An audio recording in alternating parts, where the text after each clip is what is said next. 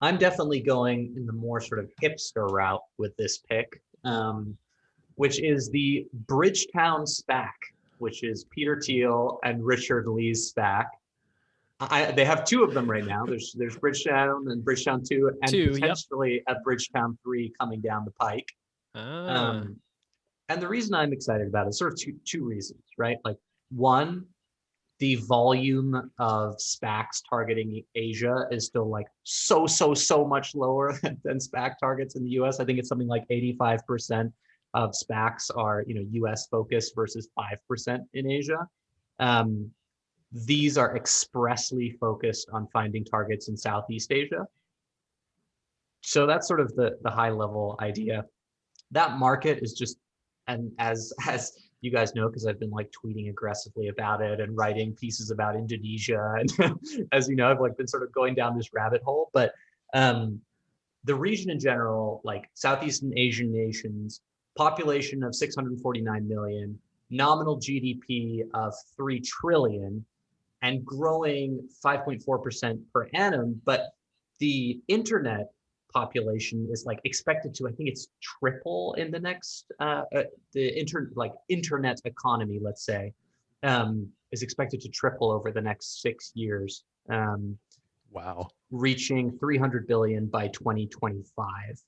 And then, obviously sort of demographic trends, huge number of people are sort of entering this period of when they're going to be, having a mobile phone, buying online, having a job, all of these sort of things. So I think there's sort of this like broad geographic tailwind story that you can tell.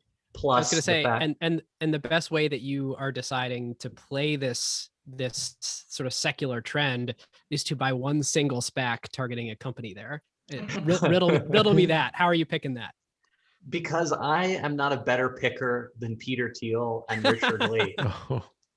I mean, look, for all of the noxiousness of some of Peter Thiel's politics, I think he's one of the best pickers of all time, and probably one of the like smartest living people.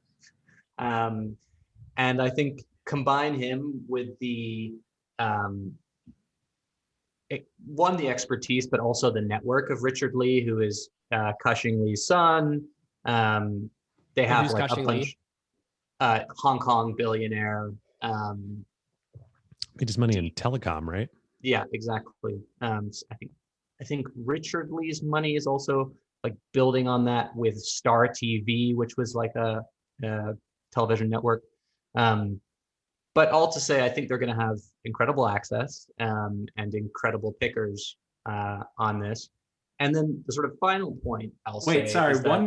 One point on Lee Ka-shing. Was it his investment vehicle that invested in and then sold the 10-cent stake early?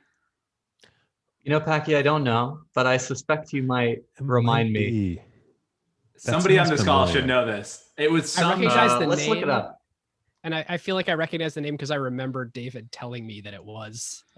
If there's somebody who either did really well or did really poorly on Tencent, then David would have told me. Yeah.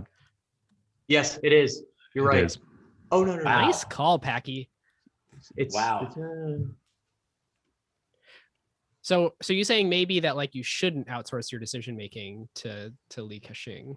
Oh, well, it was Richard Lee. Oh no! Even worse. The worst call of all time. Oh no! New data coming in on draft day. This is hot stuff. Listen, guys, I'm really caught up. Quick, fall back just to Peter Thiel. Fall back. Listen, Daniel Wong is leading it. He's also part of the Pacific Century crew. You have the head of private investments of Thiel Capital allocated $550 million across South Korea and Southeast Asia. They're good people on board. Sam Altman is involved. Who knows how he's getting in there, but he'll take a look at whatever they're checking out. And anyway, final point I'll say is that I like the two targets that they've been sort of around the hoop on. How are you finding that out? Was there a journalist that sort of said, here's the two that they're rumored to be targeting? Do you remember how I said Bill Gates was sort of pissed off at me earlier? And that's why he had the competitive clubhouse? To him. I see. Yeah, there's just been in the news. There's been like actually, I think it's all been, or majority Bloomberg coverage on it. So Traveloka, which is the sort of like largest travel website in Southeast Asia, has chosen to go to SPAC with like a JP Morgan vehicle. But that was one that they were sort of around the hoop on, which I thought was interesting. And then the one that I really hope happens is Tokopedia, which is, large e-commerce player in Indonesia, potentially merging with Gojek. We'll see if like the SPAC is dependent on that deal falling apart. I'm not really sure. But all to say, these are trading at like $12 or something like that. And I think there's a lot of upside left. All right, so I'll come in with my SPAC hot take here. There's a couple things. One, for those of you buying SPACs in Fidelity, you do have the privilege of paying a $50 foreign transaction fee, unlike picking domestic stocks or SPACs, to make a purchase of Bridgetown Holdings 2, of which I may or may not have a standing limit order on. So I like your pick. I will say SPACs overseas, particularly in Southeast Asia, seem to make a lot of sense to me, because I suspect they have even if you're a screaming company, you probably have a less clear path to an IPO on a major stock exchange than you would if you were the exact same company in the US. So you have less of the sort of adverse selection issue that you have with companies getting SPAC'd here. And on top of that, the one point that I'll make on this one, which is why I'm a little,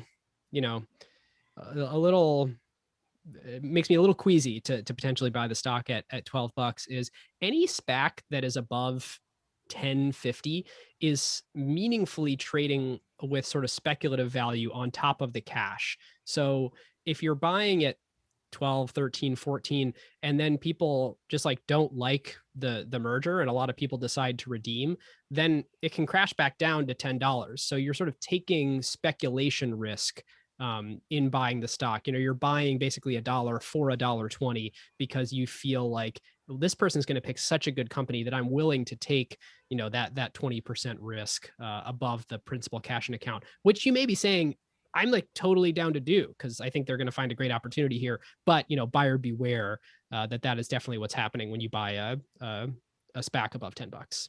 And I have a question on that as well, because you're assuming that one, they pick a good company, and two, they do it at a good price, right? Because if Peter Thiel says, I want to do this, and we're buying 5% of the company for the whole SPAC, and that values it at $200 billion, that's not a good deal either.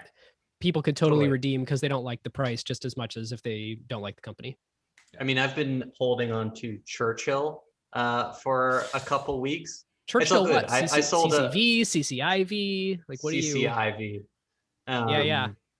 And I just sold a bunch off of the rumors, right? Like I held on to some, but like, I don't know. I think there is a lot of that dynamic with any SPAC, right?